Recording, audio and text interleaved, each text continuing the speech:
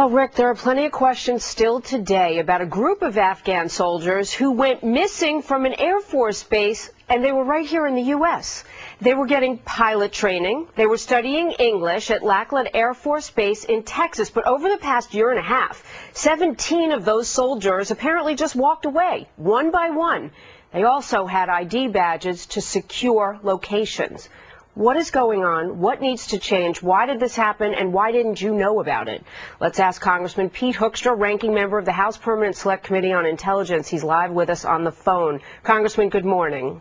Hey, thank you. Good morning. Well, I think I can safely say that we didn't know about it because FoxNews.com had received a copy of this report and broke this story, and there's still an active manhunt going on. When did you find out?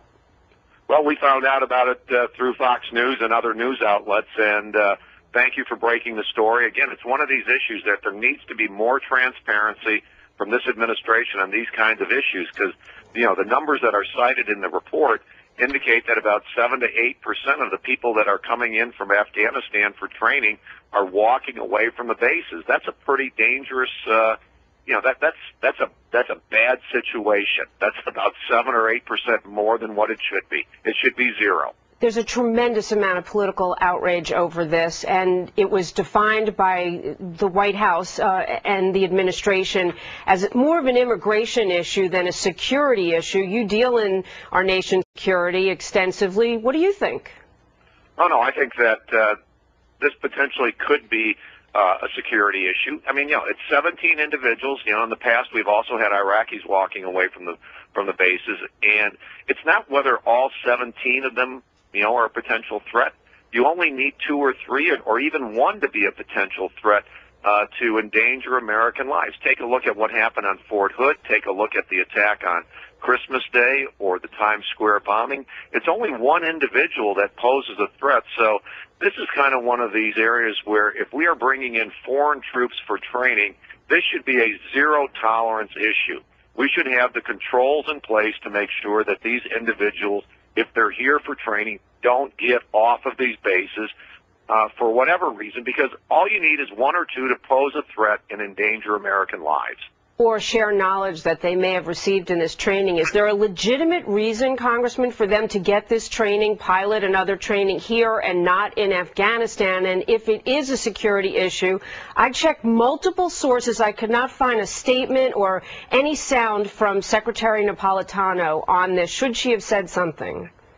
Oh, I think so. Again, I think having 17 Afghan soldiers walk away from our military base and just infiltrate or, kind of mix in with the public, you would think would be something that would be on the radar screen and would be something that would be highlighted much quicker than what it has been. I think the last person left the base in January, but this information only has become public in the last few days. Why hasn't there been more attention paid to these things in light of the kinds of attacks that we've seen in the United States?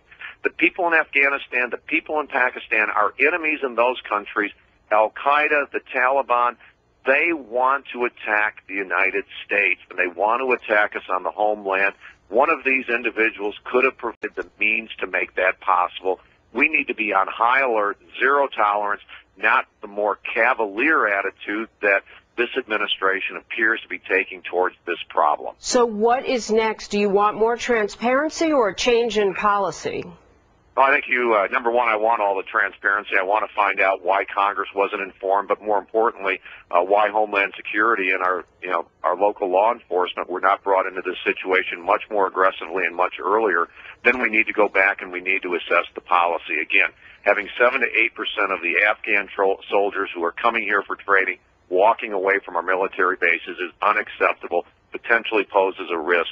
We either need to get to zero tolerance by making stricter enforcement rules and regulations and standards here in the United States, or if we can't do that, then we have to take a look at just having the training take place somewhere else, either in Afghanistan or at some military base outside of the United States. Congressman Hoekstra, thank you very much for joining us today, and our thanks to FoxNews.com as well for doing all the research and bringing this story to light. Rick?